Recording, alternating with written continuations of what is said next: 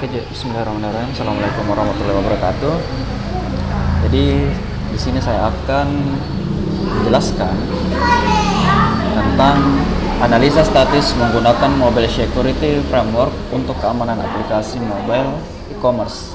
Sebelumnya perkenalkan, nama saya Muhammad Rum Salengke dengan NIM 60900117023.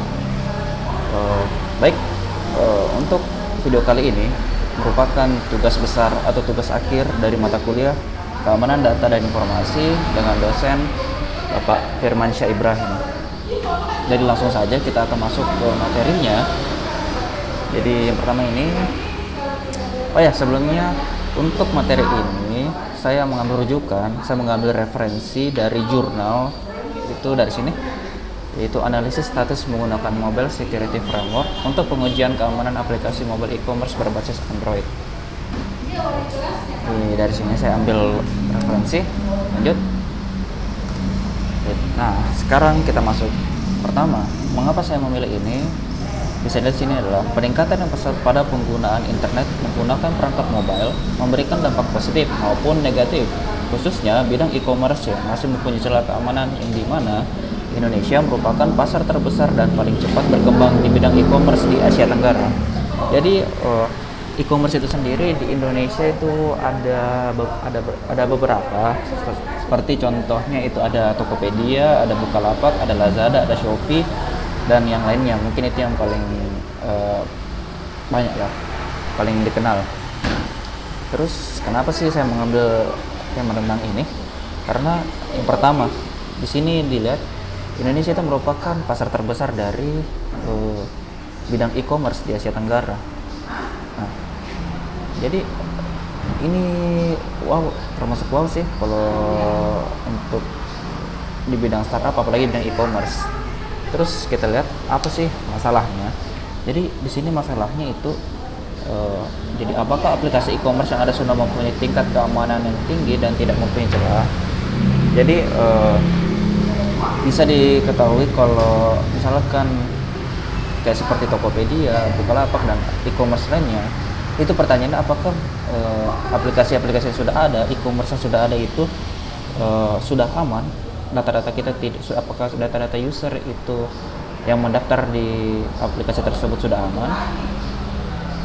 Jadi sekedar informasi, sebelumnya juga ada kasus pada e-commerce salah satu yang ada di Indonesia di mana data-datanya itu bocor dan data-datanya itu bisa istilahnya bisa dibobol. Jadi itu menjadi salah satu latar belakang juga kenapa saya ingin mengambil atau ingin mereview jurnal yang ada di sini. Seperti itu. Lanjut lagi. Jadi apa sih tujuannya kita melakukan, apa sih tujuannya ini penulis melakukan penelitian ini? Pertama, untuk mengetahui celah yang ada pada aplikasi e-commerce, khususnya yang ada di Indonesia. Terus, manfaatnya apa? Jadi, manfaatnya itu mengetahui celah keamanan pada aplikasi e-commerce dan bisa lebih berhati-hati dalam penggunaan aplikasi e-commerce pada perangkat mobile. Lanjut. Untuk ruang lingkupnya itu, jadi di sini ada 3. Jadi kayak batasan masalahnya itu ada 3. Bagaimana melakukan analisa statis menggunakan Mobile Security Framework atau bisa disebut MOBSF. Apakah terdapat celah-celah keamanan pada aplikasi e-commerce? Lalu laporan tingkat keamanan dari aplikasi e-commerce itu sendiri. Baik. Nah, jadi di sini dijelaskan dulu apa sih itu Mobile Security Framework atau MOBSF. Jadi framework yang digunakan untuk pengujian penetrasi terhadap aplikasi seluler, baik itu Android, iOS, ataupun Windows, yang secara otomatis mampu melakukan analisis statis, dinamis, dan malware. Jadi yang akan dilakukan di sini kita akan analisa statis, jadi belum untuk dinamis dan malware. MOBSF dapat digunakan untuk analisa keamanan yang efektif dan cepat dari aplikasi seluler dan iOS, seperti Android, iOS, dan Windows, dan mendukung kedua binari seperti APK, IPA, dan APPX, dan kode sumber zip. Oke. Jadi di sini kita lihat untuk metodenya Di sini metodenya itu menggunakan Rapid Application Development atau RAD. Di sini saya belum ganti. Jadi untuk metodenya ini ada 4 tahap kalau tidak salah. Di sini saya lihat. Nah itu ya.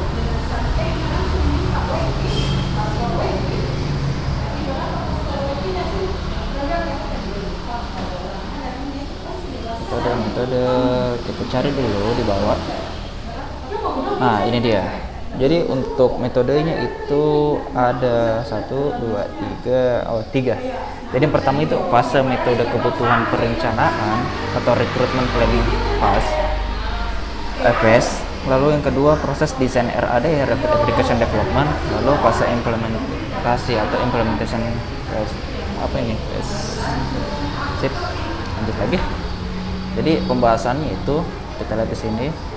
Oh ya, untuk ini kan saya ambil langsung dari jurnal. Tapi di akhir akan saya tes. Maksudnya di sini kan dia menggunakan Mob SF atau Mobile Security Framework, dan di akhir akan saya coba bagaimana caranya menggunakan Mob SF dan pengujian menggunakan salah satu aplikasi e-commerce. Lanjut. Jadi pembahasannya di sini yang pertama ada tahapan proses analisis statis, di mana ini gambar seperti ini adalah desain analisis statis menggunakan Mob SF. Jadi tahapannya ada input, proses, output. Di mana inputnya itu kita memasukkan mobile e-commerce yang berekstensi APK, lalu diproses oleh Mob SF dengan analisa statis, di mana di sini ada poin-poin yaitu web crypto, SSL bypass, dangerous permission, hardcode secret, root detection, dan domain malware check. Lalu outputnya di sini kita bisa melihat security report and score. Jadi bisa kita lihat laporan keamanan dengan skornya. Lanjut. Di sini ini adalah halaman home pada Mob SF atau Mobile Security Framework. Pada saat Mob SF dijalankan pertama kali akan muncul halaman seperti gambar samping. Jadi seperti ini. Nanti kita akan cek apakah masih seperti ini untuk gambarnya. Lanjut. Lalu di sini adalah halaman hasil. Jadi Mob SF dapat melihat deskripsi analisis izin yang terdapat dalam Android Manifest. Halaman hasil. Jadi di sini halaman hasil untuk aplikasi yang sudah diteliti. Lanjut lagi, kita lihat ke bawah. Oke, jadi di sini adalah tabel hasil. Jadi hasilnya ini ada di sini dalam bentuk tabel, di mana ini aplikasinya. Di sini inisial SP, TP, LZ, BL, dan SR. Ini sepertinya kayak Shopee, Tokopedia, Lazada, Bukalapak, dan SR apa ya? Saya kurang tahu kalau SR. Di mana tadi yang ada poin-poinnya dari web crypto sampai domain malware check ada semua di sini. Di mana Shopee itu untuk web cryptonya dia no dari sini. Yang lainnya yes. Ini sampai sini kita bisa lihat. Dan untuk skornya bisa kita lihat untuk tingkat keamanannya yang paling tinggi itu adalah yang paling aman. Berarti kita bisa lihat di sini yang paling tinggi adalah yang 40, di mana 40 itu adalah TP. Berarti ya Tokopedia. Lanjut. Kita lihat dulu. Jadi poin-poinnya itu ya ada poin-poin penilaian itu web crypto, SSL bypass, dangerous permission, hardcode secret, dan root detection. Domain terakhir ada domain malware check. Jadi mungkin saya akan buka dulu jurnalnya. Apa sih itu yang disebut tadi? Pertama, web crypto. Analisis web crypto dilakukan dengan melihat apakah terdapat implementasi algoritma kriptografi yang lemah atau penggunaan algoritma kriptografi yang sudah usang atau sudah dianggap tidak layak. Jadi ini lebih ke algoritma kriptografinya. Kita bisa melihat apakah sudah usang atau sudah dianggap tidak layak. Jadi bisa dilihat dari web kriptografinya itu di sini ada yang sudah usang seperti ini, LZ, BL, dan SR. Lanjut lagi ada SSL bypass. SSL bypass itu apa sih? Jadi di sini kita lihat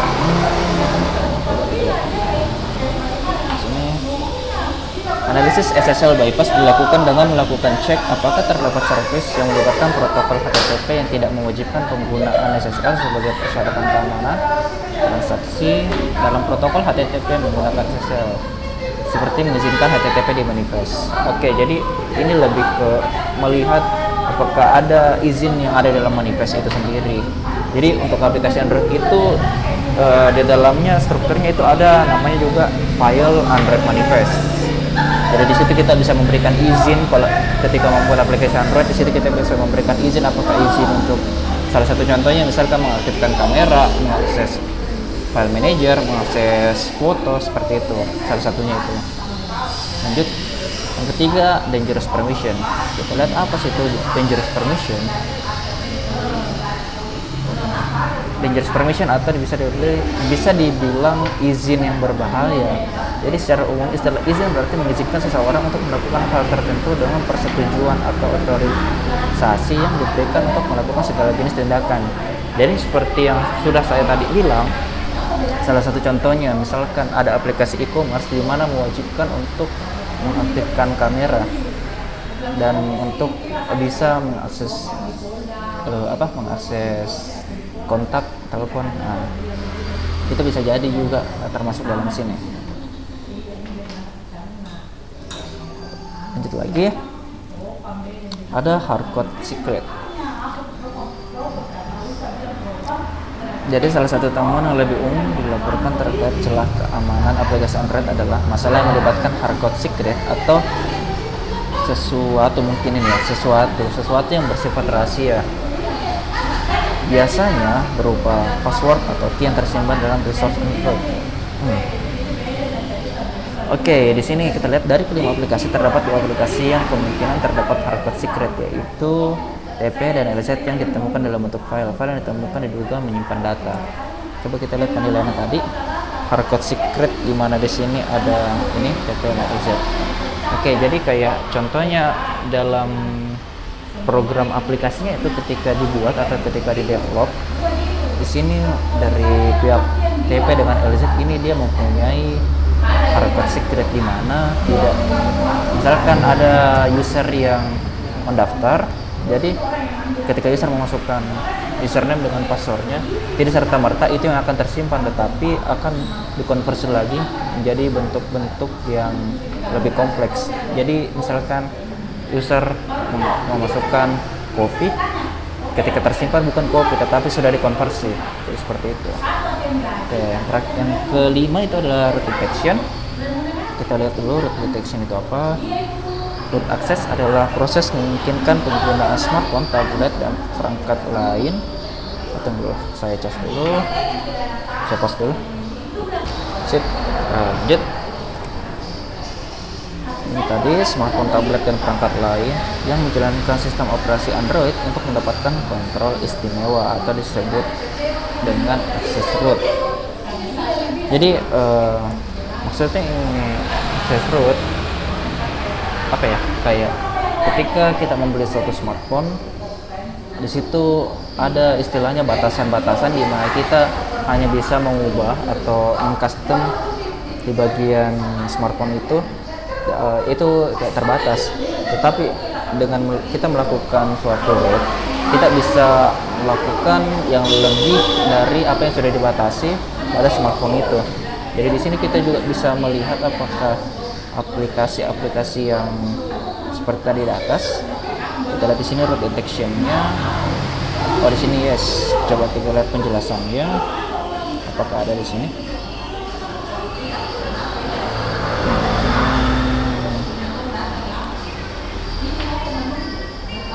Oke, sehingga aplikasi tersebut tidak akan berjalan pada perangkat yang sudah terdapat access root atau minimal memberikan informasi. Oh, sip. Dan yang terakhir ini adalah domain malware check. Dilakukan dengan melakukan cek apakah domain-domain terdapat dalam aplikasi terindikasi dalam kategori domain yang mengandung malware atau tidak. Jadi misalkan di aplikasinya itu kita biasanya kalau seorang developer itu memasukkan domain-domain yang ada di dalam yang ingin jika aplikasinya bisa terhubung ke website lain. Jadi menggunakan SF ini kita bisa lihat apakah ada domain yang mencurigakan. Salah satu contoh misalkan banyak yang beredar kayak website kayak salah satu contoh ya ada bantuan-bantuan kuota pulsa, tapi bisa dilihat di situ ada dia untuk domainnya bukan yang seperti dikenal seperti .com, .co.id, tetapi seperti contohnya .online, .xyz, di mana itu ya mencurigakan kalau untuk domain seperti itu sih. Lanjut lagi. Oke, itu tadi poin-poin penelitian. Jadi kesimpulannya adalah hasil analisis keamanan yang dilakukan pada aplikasi e-commerce seperti Shopee, SP, TP, LZDL, dan SR ini menunjukkan bahwa beberapa celah keamanan masih terdapat dari kelima aplikasi tersebut dengan tingkat keamanan yang relatif sama. Celah-celah keamanan yang ditemukan dapat menjadi security awareness untuk pengguna aplikasi tersebut yang jumlahnya cukup banyak di Indonesia. Untuk pengembangan aplikasi Android khususnya untuk e-commerce, hasil analisis ini dapat dijadikan catatan keamanan yang harus diperbaiki. Oke, sip.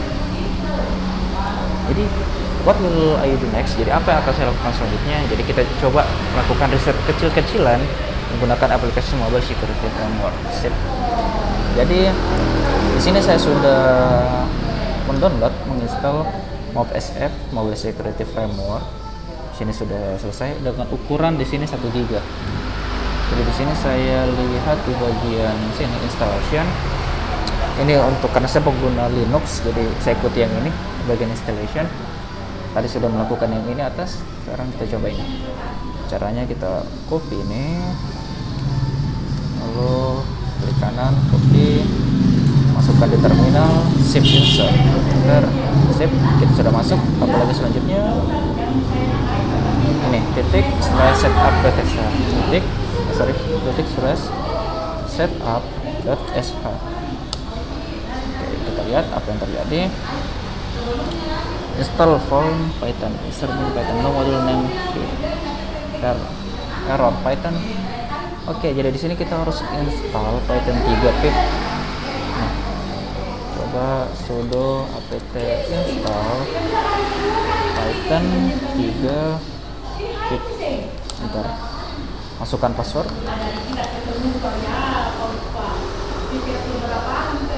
Yes, dengan ukuran di sini bisa kita lihat 128 MB. Tekan Y, enter. Di sini kita menunggu. Saya akan pause dulu sampai selesai. Oke, jadi di sini prosesnya sudah selesai. Kita kembali akan melakukan perintah yang ini /setup.sh. Ini, bentar.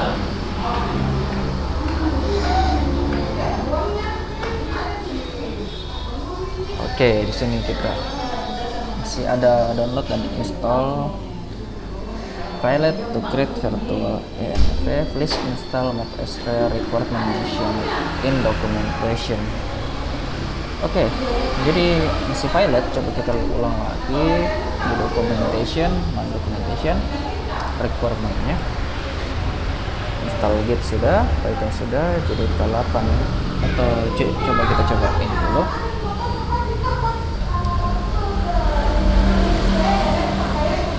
Oke, jadi sini sudah ada perintahnya. Kita copy, klik ini, shift insert, yes.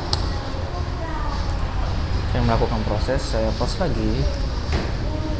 Oke, jadi di sini sudah kita tadi install, jadi langsung kita ulangi lagi. Yang ini perintahnya, enter. Kita cek lagi. Jadi ini masih untuk proses instalasi. Kita belum melakukan belum run.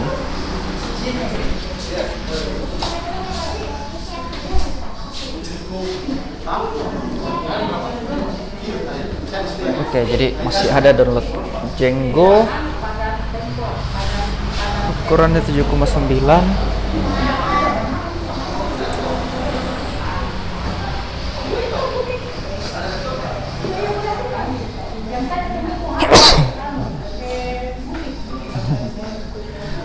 Oke, lanjut, masih download. Banyak ternyata yang di download.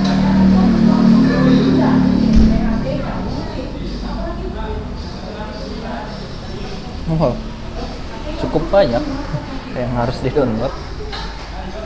Tapi untungnya ya ukurannya 44 apa, oh yang MB kecil. Oke, mungkin saya pause lagi agar cepat.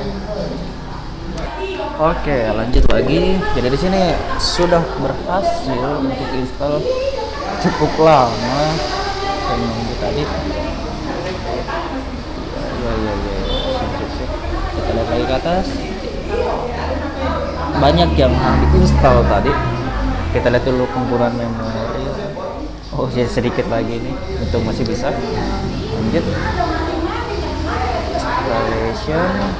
Tadi kita sudah melakukan setup. Lalu selanjutnya coba kita running mode escape. Oke, sekarang caranya ini. /run.sh, baru ada di sini apa? Seperti jaringan localhost. Kita coba save insert. Jadi di sini saya karena pengguna Linux, saya gunakan yang ini. Tapi kalau pengguna Windows, ya gunakan yang ini. Lihat ini, oke. Will listen views. In your web browser, navigate to http localhost process. Oke, jadi caranya kita akses ini untuk membuka tampilan mode SF. Coba sip. Oke, jadi ini tampilannya. Dilihat dari tadi yang tampilan awal di sini cukup beda. Di sini tampilan seperti ini, tapi ini warna biru. Dari warna hijau jadi warna biru seperti ini. Jadi tadi caranya kita memasukkan aplikasi, contohnya seperti ini. Ini adalah aplikasi JDID dalam bentuk APK. Di sini mobile e-commerce.apk. Di sini saya akan coba saya pause dulu karena saya akan download APK-nya, lalu saya kasih masuk sini. Oke, di sini saya sudah download ini salah satu aplikasi e-commerce, tapi kayaknya harus kita apa lagi? Mungkin diganti dulu. Jaringan APK. Copy dia. Bentar. Sip. Coba kita upload tadi download. Nah, kita cek ini open. Sip. Dia upload sekaligus analyze.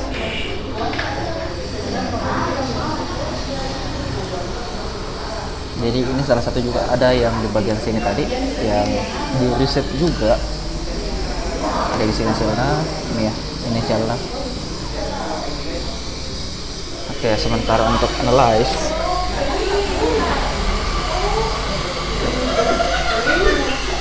oke, di sini kita bisa lihat, oh, sepertinya kayaknya saya salah download. Coba di sini kita ulang ya, saya download yang lain dulu APK-nya. Oke, saya tadi salah.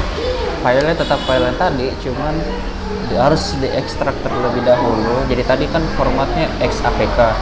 Kita lihat isinya di dalam itu ternyata ada yang .apk. Jadi itu di sini saya sudah ekstrak. Ini coba kita tekan ini, open. Dia akan menganalisa.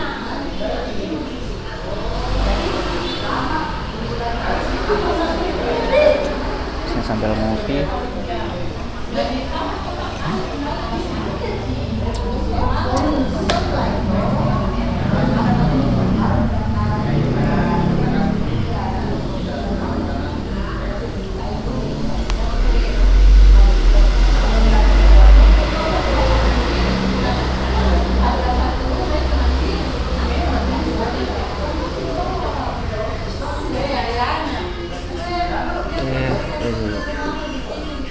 Sambil menunggu.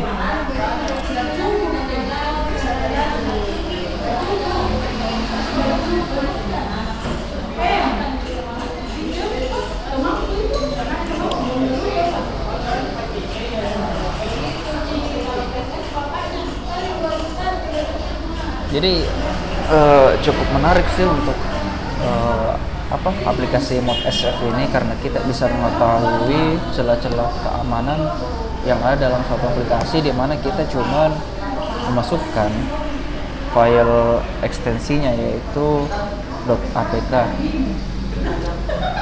Tapi yang kita lakukan tadi itu hanya analisa statis. Jadi ini kita dibatasi dengan hanya melakukan analisa statis, tidak melakukan analisa secara dinamis. Jadi kita tunggu, atau mungkin saya pause supaya tidak lama. Oke, lanjut lagi. Jadi lumayan lama untuk scan-nya tadi. Ada beberapa kesalahan, jadi saya tidak lanjut rekaman. Saya lanjut lagi. Jadi di sini aplikasi Tokopedia bisa kita lihat. Oh, security score-nya 10/100. Agak aneh sih. Tapi ini kan saya tidak download APK-nya dari Play Store, tapi langsung dari website APK Pure. Mungkin beda, tapi ini kan sebagai contoh saja, sebagai sampel. Lanjut lagi, ini bagian-bagiannya. Oke, di sini ada provider, receiver, service, activity. Wow, bisa dilihat sini Tokopedia mempunyai 520 activity, mempunyai 49 service, 33 receiver, dan 9 provider. Sini banyak sekali. Oke, di sini service-servicenya. Di sini kita bisa lihat layanan apa saja sih yang digunakan oleh Tokopedia. Jadi maksudnya layanan ini bukan layanan kayak seperti Gojek atau yang lainnya, bukan. Tapi service yang seperti ada di dalam pembuatan aplikasi Android-nya itu. Oke, kita lihat lagi dari atas. Aduh, panjangnya. Ini tadi sudah kita lihat aplikasi is signed with a code sign certificate. Oke, jadi statusnya secure, tapi ada di sini yang warning di mana aplikasi is signed with. Oke. Dan lagi di sini ada beberapa, bisa kita lihat permission ya, di mana sini. Di sini kita lihat dia ingin mengakses lokasi di mana statusnya ini dangerous karena kita ini apa deskripsinya itu adalah akses lokasi, sumber lokasi. Jadi misalkan kita ada di sini dari pihak developer atau misalkan pihak dari Tokopedia, itu kita bisa tahu kita ada di mana. Ada juga in access find location. Nah, ini juga ada ya seperti Bluetooth, akses WiFi, jaringan, call phone. Nah, ini bisa menelpon nomor, mengaktifkan kamera juga. Jadi ada banyak di sini sampai 4 pack. Di sini menampilkan 1 sampai 10. Kita lihat API apa saja sih yang digunakan. Kenapa di sini ada Xiaomi? Oke, nanti kita cari tahu. Mungkin video terpisah sih. Lanjut lagi. Kripto. Nah, ini kriptonya. Browsable activity. Oke, jadi ada yang activity yang bisa kita seperti kayak pencarian. Gitu kayak misalkan dalam aplikasi Tokopedia kita bisa akses Facebook di mana ada activity tersendirinya untuk akses Facebook. Juga Firebase banyak di sini ya. Oke. Network security. Apa ini security? Coba kita lihat dulu. Mana translate? Saya kurang paham sih kalau ini. Security kerasnya. Oke. Jadi kayak network security ini mungkin bagus atau aman.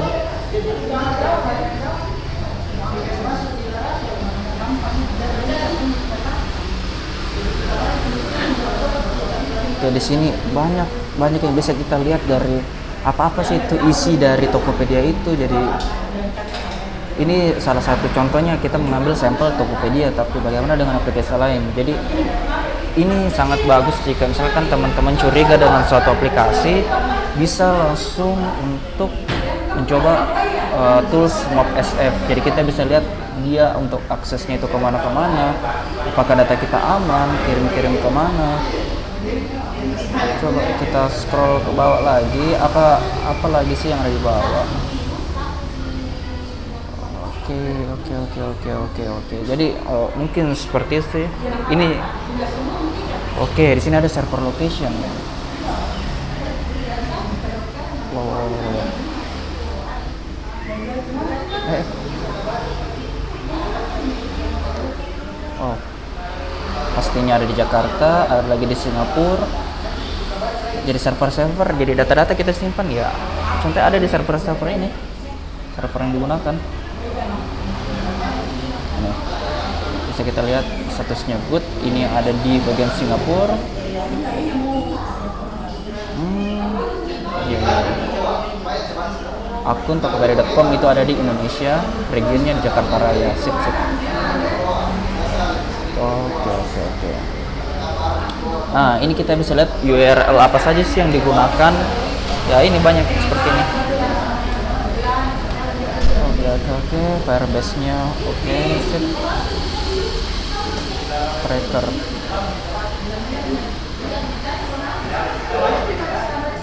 Oke, oke, oke. Oh, di sini ada string-stringnya, kita bisa melihat di sini untuk string-stringnya. Banyak sekali untuk string-stringnya, ada drawable juga. Oke, sip. Jadi mungkin itu saja kalau untuk salah satu untuk penggunaan tools Mob SF dengan sampel itu Tokopedia. Jadi mungkin itu saja dari saya, kurang dan lebihnya mohon dimaafkan. Assalamualaikum warahmatullahi wabarakatuh.